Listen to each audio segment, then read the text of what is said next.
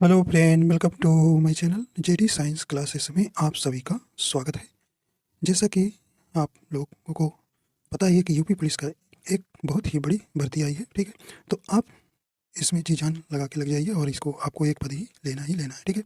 तो हम जो है आपके लिए प्रैक्टिस सेट लेकर आए हैं। देखिए, हमने प्रैक्टिस सेट इसके पहले भी बहुत सारे करा चुके हैं, ठीक है। उसकी हम प्लेलिस्ट भी बना दिए हैं। तो आज हम नए शुरू से और हमारा ये पहला प्रैक्टिस सेट होगा, ठीक है। हम आपको डेली एक प्रैक्टिस सेट कराएंगे, ठीक है।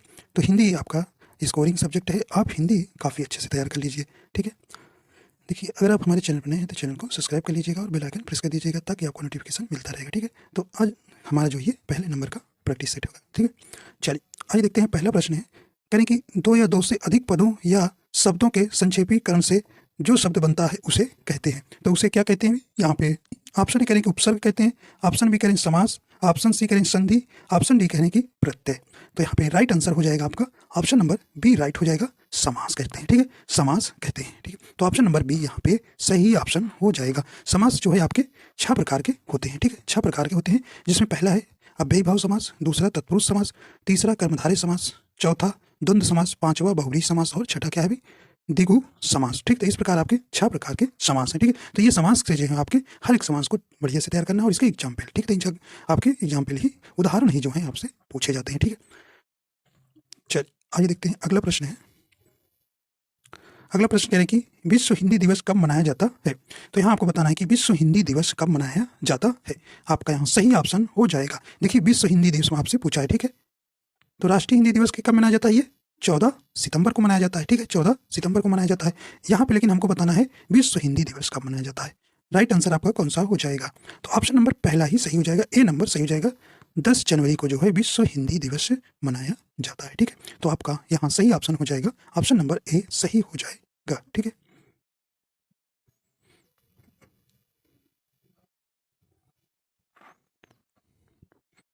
अगला प्रश्न करें कि निम्न में अंतस्थ व्यंजन है। तो आपको यहाँ बताना है कि इनमें से कौन सा अंतस्थ व्यंजन है। सही ऑप्शन हो जाएगा, ऑप्शन ए करें का, ऑप्शन बी करें सा, ऑप्शन सी हाँ या ऑप्शन डी या। कौन सा हो जाएगा भी? ऑप्शन नंबर आपका राइट हो जाएगा, ऑप्शन नंबर डी सही हो जाएगा। या जो है आपका अंतस्थ व्यंजन के अंतर्गत आता है, ठीक है। तो ऑप्शन नंबर डी सही हो जाएगा। तो अंतस्थ व्यंजन कितने होते हैं? 4 होते हैं, ठीक है। तो इनको याद रखिएगा, कौन कौन से? या, र, ला और वाह, ठीक है। तो ये 4 आपको अंतस्थ व्यंजन ध्यान रखना है, ठीक है। तो यहाँ से आपके देखिए, आपको यहाँ से प्रश्न पूछे जाते हैं, तो आपको यहाँ पर ध्यान रखना है। देखिए, क, के, टी, एम, डी, वी, ठीक है। तो अब देखिए, का से जो है आपका कंठ वर्ग आता है, जिसमें काखा आता है, और टी से तालु वर्ग आएगा, जिसमें आपका कौन सा आएगा? चाछा जाएगा। और माँ से क्या होगा भाई? मूर्धन्य, जिसमें टा वर्ग आएगा। और द मतलब दंत मतलब ता वर्ग आएगा। वा मतलब वी मतलब क्या आ जाएगा भाई? ओ, ओस्ट है, ठीक है। तो पा फा वा, ठीक है। तो ये आपको ध्यान रखना है, ठीक है। का मतलब कंठवर्ग, ता के मतलब कंठवर्ग, टी मतलब तालु, यम मतलब मूर्धन्य, और डी मतलब दंत, और वी मतलब ओष्ठ है, ठीक है। तो ये आपको ध्यान रखना है। तो यहाँ से आपके प्रश्न जरूर है, 1 से 2 प्रश्न निश्चित रूप से आएगा, ठीक है। चल अगला देखते हैं। अगला प्रश्न कहने की अभ्यागत शब्द में मूल शब्द है। तो आपको बताना है कि अभ्यागत शब्द में मूल शब्द आपको बताना है। यहाँ पे राइट आंसर हो जाएगा। देखते हो, ऑप्शन नंबर यहाँ पे ए नंबर राइट हो जाएगा। आगत जो है आपका अभ्यागत में जो है शब्द में मूल शब्द हो जाएगा, ठीक है। तो ऑप्शन नंबर ए यहाँ पे राइट हो जाएगा। अगला देखते हैं। अगला प्रश्न है, निम्नलिखित में से कौन सा कंठ व्यंजन के अंतर्गत नहीं आता है। तो आपको नहीं वाला बताना है। देखिए, ये आपका यूपीएसआई पिछले जो हुई थी वैकेंसी, उसमें आपका प्रश्न पूछा गया था, ठीक है। ऑप्शन ए करें का, ऑप्शन बी करें खा, ऑप्शन च, ओ सॉरी ऑप्शन सी चा, ऑप्शन डी गा। बताइए यहाँ पे सही ऑप्शन आपका कौन सा हो जाएगा? तो सही ऑप्शन आपका यहाँ सी नंबर राइट हो जाएगा। चा जो है आपका कंठ व्यंजन के अंतर्गत नहीं आता, ठीक है। तो ऑप्शन नंबर यहाँ पे सी नंबर सही हो जाएगा, चा। तो ये चा, ये तालु व्यंजन के अंतर्गत आता है, ठीक है। तो ऑप्शन नंबर यहाँ पर सी नंबर सही हो जाएगा। का, ख, ग और घ, अंगा, ठीक है। ये कंठ वर्ग के अंतर्गत आते हैं, ठीक है। चलिए, और देखिए यहाँ से आपको पूछा जाता है उष्ण व्यंजन, ठीक है। तो उष्ण व्यंजनों की संख्या कितनी है? 4 ही है, ठीक है। स, स, साधारण सा, और हा। ठीक है, तो ये आपको ध्यान रखना है। 4 जो है आपके ऊष्र व्यंजन होते हैं। ठीक है, आइए देखते हैं अगला प्रश्न है, करीब कौन सा शब्द अभिकारी नहीं है। तो आपको बताना है कौन सा शब्द अभिकारी नहीं है। यहाँ पे राइट आंसर हो जाएगा, कहते आज, कल, इधर, किसे।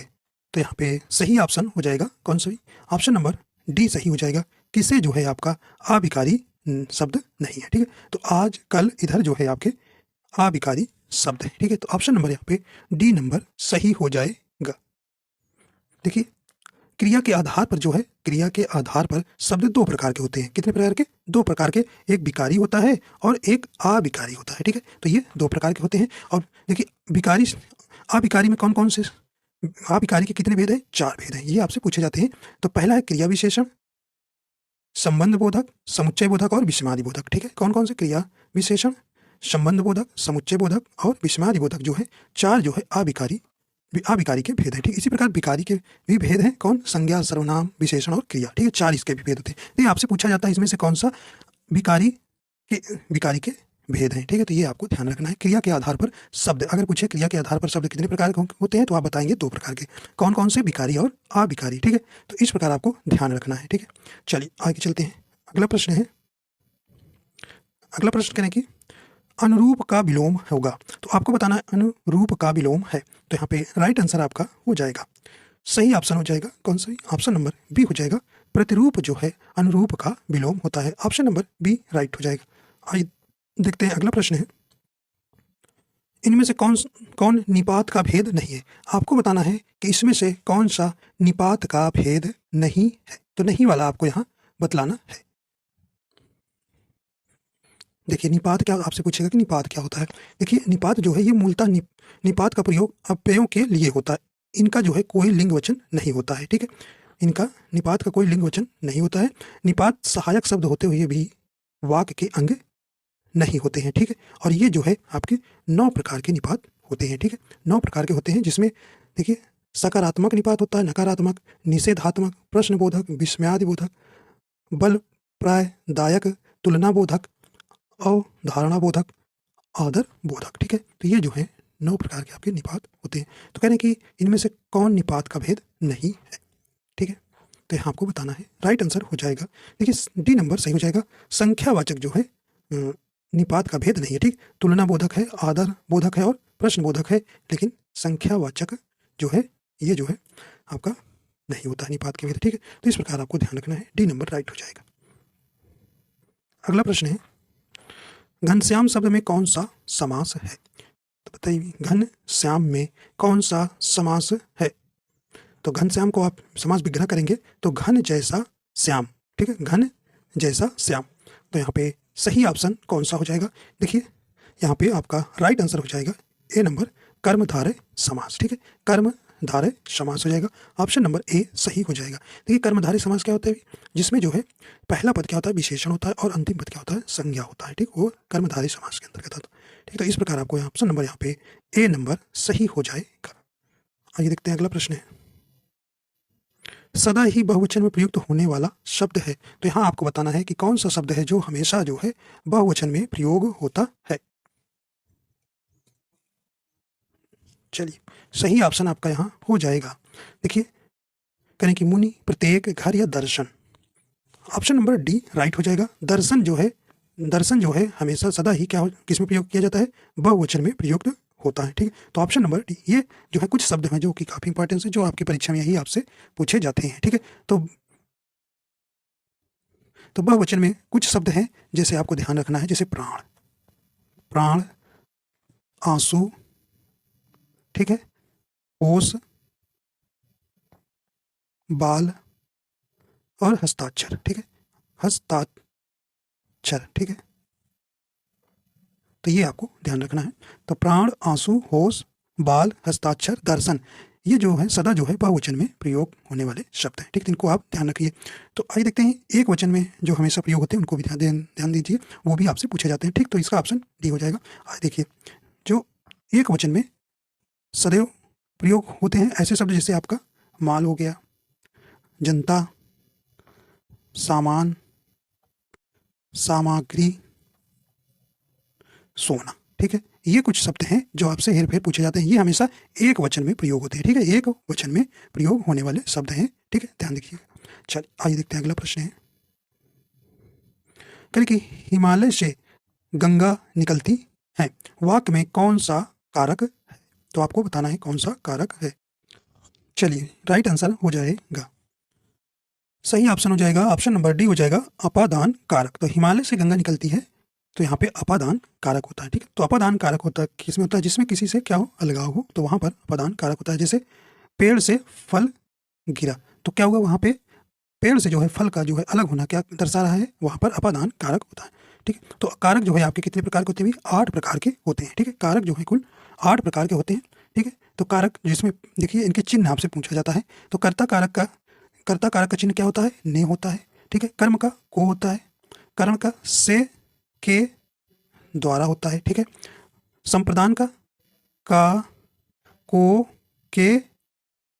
के लिए, अपादान का से होता है चिन्ह। ठीक है, कारक चिन्ह, संबंध का कारक चिन्ह का, की, के। ठीक है, और अधिकरण का में, पर, और संबोधन का हे, हरे। ठीक है, तो ये आपको ध्यान रखना है। तो कारक आपसे पूछा जाता है, चिन्ह से आपको कुछ पहचानेंगे कि इसमें कौन सा। ठीक है, तो ये आप ध्यान रखिएगा, इनसे प्रश्न आपके एक प्रश्न आपसे यहाँ से जरूर पूछा जाएगा। ठीक है, चलिए आगे चलते हैं।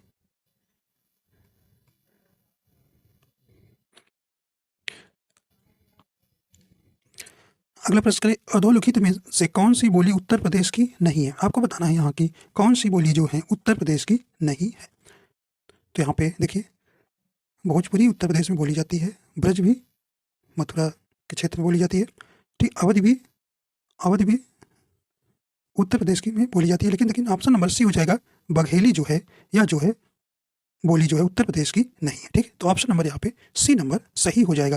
ठीक, तो ये बघेली जो है मध्य प्रदेश एमपी में जो है रीवा क्षेत्र में बोली जाती है। ठीक है, तो ऑप्शन यहाँ सी नंबर सही हो जाएगा। और ये देखते हैं, अगला प्रश्न है, करें कि बिहारी हिंदी किस अपभ्रंश से विकसित हुई है? तो यहाँ से देखिए आपको पूछा जाएगा, यहाँ से जो है प्रश्न आपके एक प्रश्न यहाँ से बनता है। ठीक है, तो आपसे पूछा जाता है कि देखिए यहाँ जो है आप हिंदी भाषा की कुल 5 जो है उपभाषाएं होती हैं। ठीक, 5 उपभाषाएं हैं। अब उसी उपभाषाओं में भी उनके कई प्रकार हैं, उसी से आपसे प्रश्न पूछे जाते हैं। ठीक है, तो आपको यहाँ देखिए 5 कौन कौन सी भाषाएं हैं?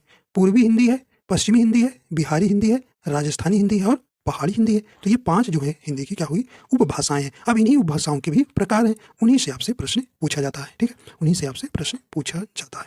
तो पूछ रहे हैं कि बिहारी हिंदी की किस अपभ्रंश से विकसित हुई है? तो ये जो है आपको अपभ्रंश 5 को याद रखना है। तो यहाँ से अपभ्रंश बताना है अभी।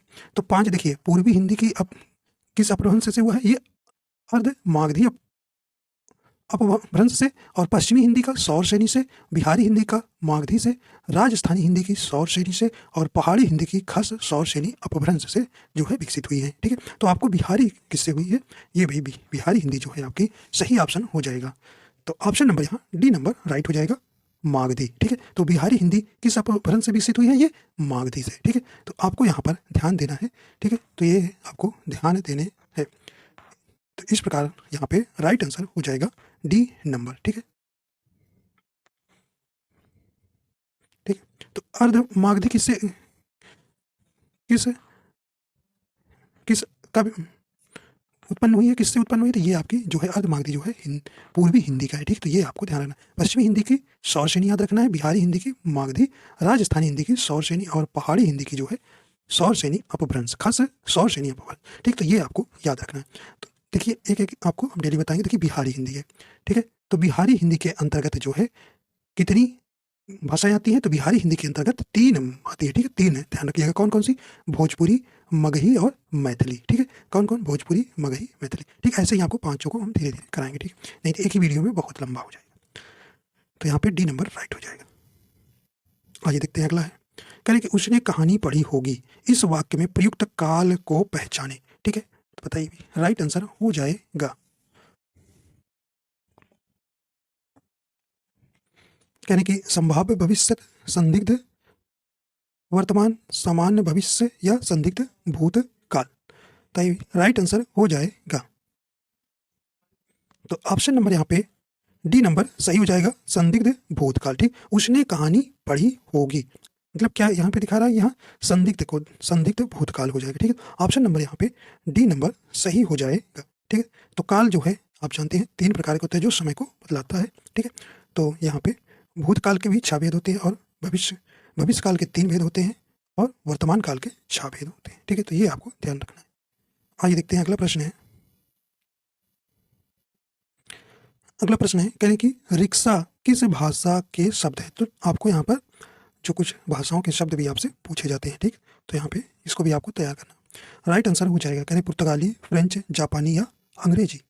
राइट आंसर हो जाएगा, तो यहाँ पे राइट आंसर हो जाएगा ऑप्शन नंबर सी हो जाएगा। रिक्शा जो है ये जापानी शब्द है। ठीक है, तो यहाँ पे सी नंबर आपका यहाँ राइट हो जाएगा। आइए देखते हैं अगला प्रश्न है। कह रहे कि दुर्बल का संधि विच्छेद होगा। तो यहाँ आपको बताना है कि दुर्बल का संधि विच्छेद होगा। कह रहे कि दु प्लस बल या दु प्लस बल, बाल या, तो यहाँ पे आपको बताना है कौन सा हो जाएगा। राइट आंसर ए नंबर हो जाएगा, दु प्लस बल जो है दुर्बल का संधि विच्छेद हो जाएगा। ठीक है, तो विसर्ग संधि, तो ऑप्शन नंबर ए यहाँ राइट हो जाएगा। आइए देखते हैं अगला प्रश्न है। कह रहे कि खग कुल कुल सा बोल रहा रेखांकित शब्दों का अलंकार है। तो यहाँ पे आपको बताना है, राइट आंसर हो जाएगा। देखिए यहाँ पे कुल कुल 2 बार शब्द आया है। ठीक है, तो पहले कुल का शब्द का है क्या, समूह से है। ठीक है, समूह से है, और दूसरे का स्वर से है। ठीक है, स्वर से है। तो आपको पता लगाना है कि एक ही शब्द कई बार आए और उनका क्या हो, अर्थ अलग अलग हो, तो उस समास अलंकार को क्या कहते हैं। तो सही ऑप्शन हो जाएगा आपका यहाँ ऑप्शन नंबर सी हो जाएगा, यमक अलंकार। ठीक है, तो यमक अलंकार क्या होता है, जहाँ एक ही शब्द कई बार आए लेकिन उनका अर्थ जो है अलग अलग हो, तो वहाँ पर यमक अलंकार होता है। ठीक, तो एक कुल का मतलब समूह और पहले का और दूसरे का स्वर है, तो यहाँ पे यमक अलंकार हो जाएगा। ठीक है, चलिए अभी अगला देखते हैं। कह रहे कि पीपर पात सरिस मन डोला, इस पंक्ति में कौन सा अलंकार है। राइट आंसर आपका हो जाएगा, तो यहाँ पे सही ऑप्शन नंबर ए हो जाएगा, उपमा अलंकार। ठीक है,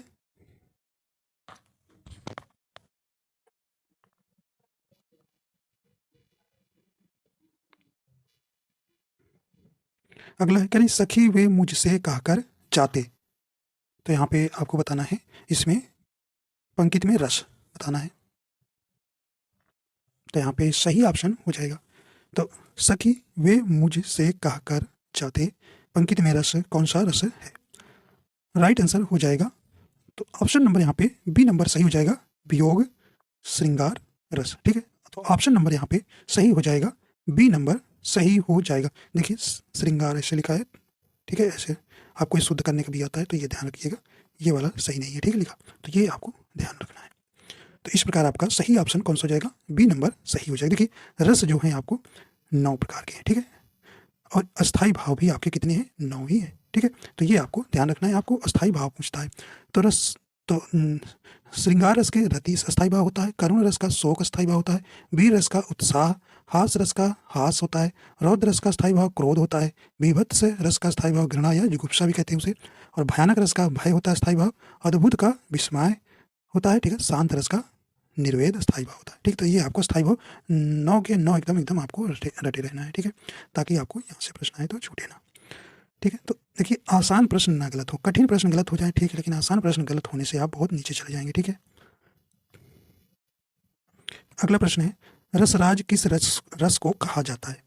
आसान प्रश्न है, राइट आंसर आपका यहाँ हो जाएगा, तो सही ऑप्शन नंबर ए हो जाएगा, श्रृंगार रस को जो है रसराज कहा जाता है। ठीक है, तो ये सही है। ठीक है,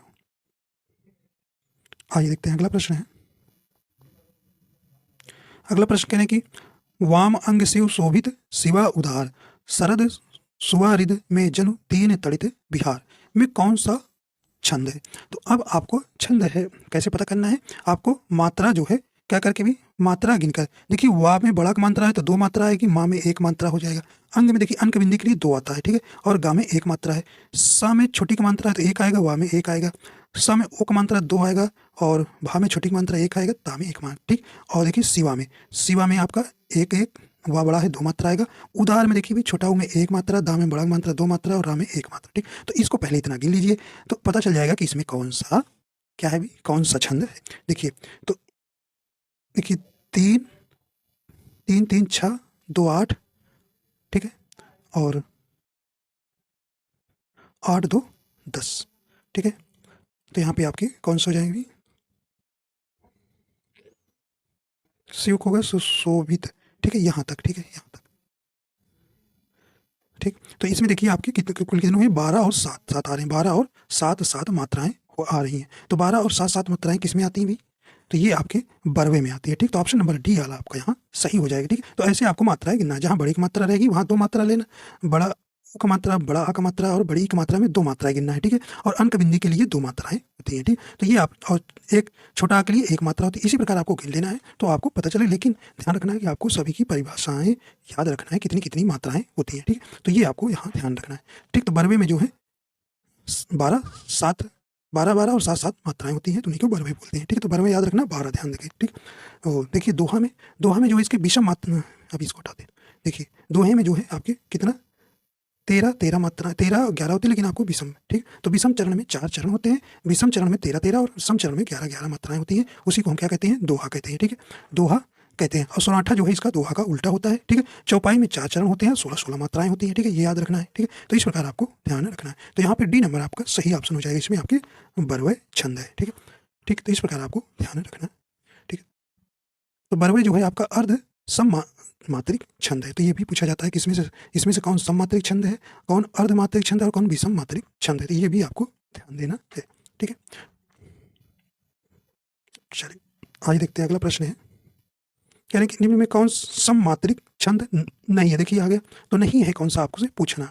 तो सममात्रिक छंद में कौन कौन आता है, देखिए चौपाई आता है, ठीक है, चौपाई आता है, रोला आता है, ठीक है, गीतिका आता है और हरि गीतिका आता है, हरि गीतिका, ठीक है। तो ये आपका सममात्रिक छंद के अंतर्गत आता है, ठीक है। चौपाई में 16 16 मात्राएं होती है, रोला में कितना 24 मात्राएं होती हैं, गीतिका में 26 मात्राएं होती है और हरि गीतिका में 28, ठीक है। तो ये मात्राएं ध्यान रखिएगा, तो यहाँ पे आपको बताना है। तो कौन सा हो जाएगा, ये आपका ऑप्शन नंबर यही सही हो जाएगा, दोहा। दोहा ये है अर्ध सममात्रिक छंद है, ठीक है, दोहा। तो इस प्रकार आपका ए नंबर यहाँ सही हो जाएगा। तो अर्ध सममात्रिक छंद में कौन कौन आता है भाई, दोहा आता है, सोराठा, बरवय और उल्लाला, ठीक है। और विषम मात्रिक छंद में आपको दो याद रखना है, कौन सा, कुंडलिया आता है और छप्पय, ठीक है। चलिए आगे चलते हैं। कह रहे कि इनमें से कौन सी जयशंकर प्रसाद जी की रचना नहीं है, नहीं वाली आपको बताना है। तो जयशंकर प्रसाद की इसमें से कौन सी रचना नहीं है, ऑप्शन नंबर यहाँ पे सही हो जाएगा, ऑप्शन नंबर कौन सा हो जाएगा, ऑप्शन नंबर डी हो जाएगा, अनामिका। अनामिका जो है जयशंकर प्रसाद की रचना नहीं, ठीक। लहर है, झरना है, कमायनी है, ये जयशंकर प्रसाद की रचना है, लेकिन अनामिका जो है ये नहीं है। तो इस प्रकार आपको डी नंबर पे सही हो जाएगा, ठीक है। तो अनामिका किसकी रचना है, ये सूर्यकांत त्रिपाठी की, सूर्यकांत त्रिपाठी की, ठीक है। तो ये आपको यहाँ ध्यान रखना है। तो अनामिका जो है सूर्यकांत त्रिपाठी की रचना है, ऑप्शन नंबर डी यहाँ सही हो जाएगा। आइए देखते हैं, अगला प्रश्न है, कह रहे कि मधुशाला किस लेखक लेखिका की कृति है। सही ऑप्शन आपका यहाँ हो जाएगा, तो ऑप्शन नंबर यहाँ पे राइट हो जाएगा, ऑप्शन नंबर ए हो जाएगा, हरिवंश राय बच्चन की जो है मधुशाला कृति है, ठीक है। आइए देखते हैं, अगला प्रश्न है, अगला है, परमाल रासों के लेखक कौन है। आपको बताना है यहाँ परमाल रासों के लेखक कौन है। राइट आंसर हो जाएगा, सही ऑप्शन हो जाएगा कौन सा, ऑप्शन नंबर डी हो जाएगा, जगनिक, ठीक है। तो जगनिक जो है परमाल रासों के लेखक है। आइए देखते हैं, अगला है, कह रहे हैं कि गुस्सा का पर्यायवाची नहीं है। तो नहीं वाला आपको बताना है। देखिए क्रोध होता है, अमरस होता है, क्षोभ होता है, ये गुस्सा का पर्यायवाची है। लेकिन निकेतन जो है आपका ऑप्शन नंबर डी हो जाएगा, निकेतन जो है गुस्सा का पर्यायवाची नहीं होगा, ठीक है। तो ये किसका होता है भाई, ये निकेतन घर का, जिसे गृह कहते हैं, ठीक है। तो ये आपका डी नंबर यहाँ सही हो जाएगा, निकेतन जो है घर का पर्यायवाची है। आइए देखते हैं, अगला देखते हैं, करें कि कुबेर शब्द का पर्यायवाची शब्द चुनना है। चलिए राइट आंसर आपका यहाँ हो जाएगा, कुबेर शब्द का पर्यायवाची शब्द कौन सा हो जाएगा।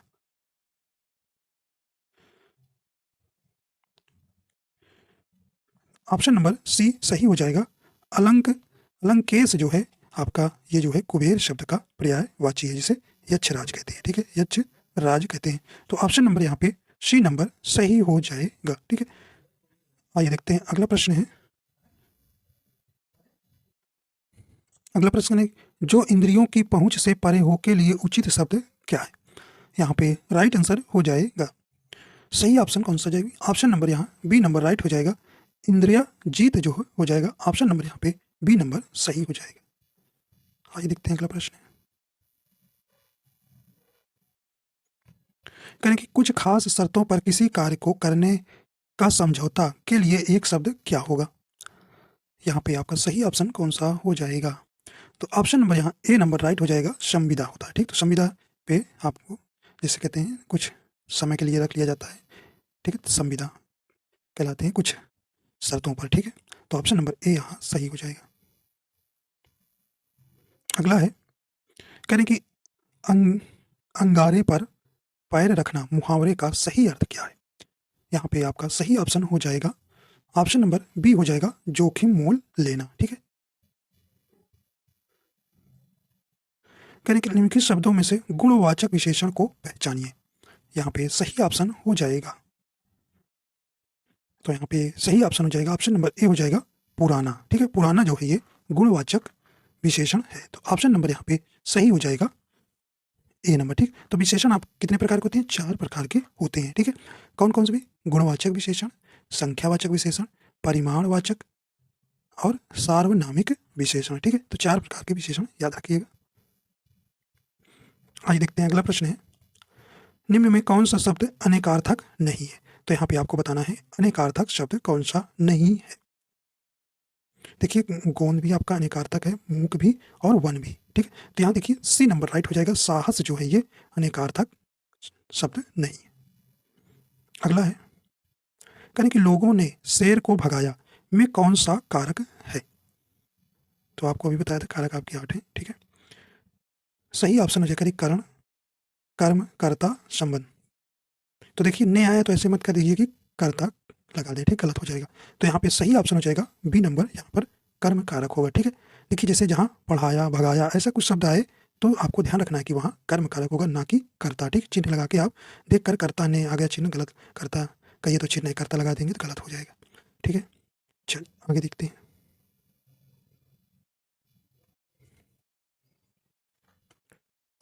कह रहे कि कौन सी बोली बिहारी की नहीं है? तो बिहारी भाषा की आपको बताना है कौन सी इसमें नहीं है, ठीक है।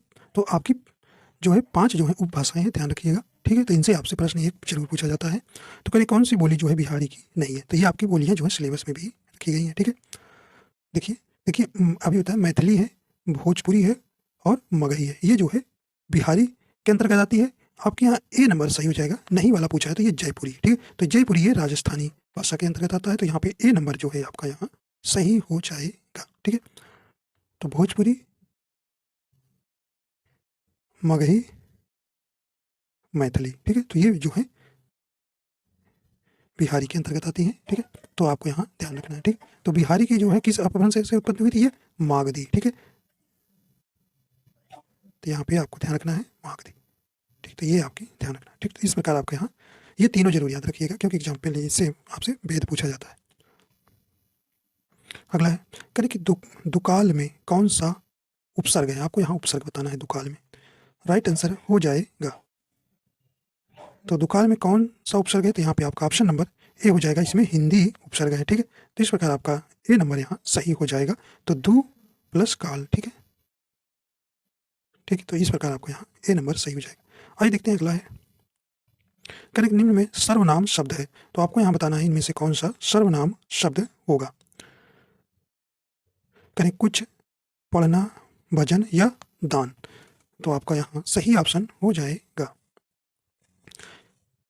तो यहाँ पे सही ऑप्शन हो जाएगा ए, कुछ जो है ये क्या है? सर्वनाम है, ठीक है। तो सर्वनाम कितने के भेद में? ये 6 प्रकार के सर्वनाम होते हैं, ठीक है। पुरुषवाचक सर्वनाम, निश्चयवाचक सर्वनाम, अनिश्चयवाचक सर्वनाम, संबंधवाचक सर्वनाम, प्रश्नवाचक सर्वनाम और निजवाचक सर्वनाम, ठीक है। तो यहाँ पे सही ऑप्शन ए हो जाएगा।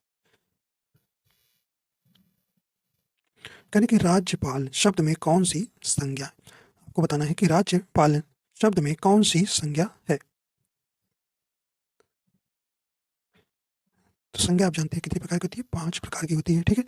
व्यक्तिवाचक, जातिवाचक, भाववाचक, समूहवाचक और द्रव्यवाचक, ठीक है। तो यहाँ राइट आंसर सी हो जाएगा, यह जो है जातिवाचक संज्ञा, ठीक है। यह जातिवाचक संज्ञा के अंतर्गत आता है, ठीक है। तो ऑप्शन नंबर यहाँ पे सी नंबर सही हो जाएगा, ठीक। जब किसी विशेष पद या एक निश्चित होता है तो उसके लिए हम जातिवाचक संज्ञा के अंतर्गत आता है, ठीक। तो इस प्रकार आपका यहाँ सी नंबर सही हो जाएगा, ठीक। तो इस प्रकार आपके जो है 37 प्रश्न जो है हिंदी में देखिए अभी तक पूछे गए हैं, ठीक है। जितने भी पेपर हुए हैं पिछले 18-19 में जो पेपर हुए थे, ठीक है। तो अच्छे से तैयारी करिए और बढ़िया से हो जाए, ठीक है। तो आशा करता हूँ ये आपको पसंद आया। अगर पसंद आया, अगर आप हमारे चैनल पर नए हैं तो चैनल को सब्सक्राइब कर लीजिएगा और बेल आइकन प्रेस कर दीजिएगा ताकि आपको नोटिफिकेशन मिलता रहेगा, ठीक है। तो हिंदी में जो है आप जो ऐसा सब्जेक्ट है जिसमें आपको 37 में आपके कम से कम 35 प्रश्न तो अच्छे से आराम से कर लें, ठीक है। इतना ही बनेगा तभी आपको हिंदी में अच्छा अंक मिलेगा, ठीक है। ठीक है, तो वीडियो देखने के लिए आपका बहुत बहुत धन्यवाद।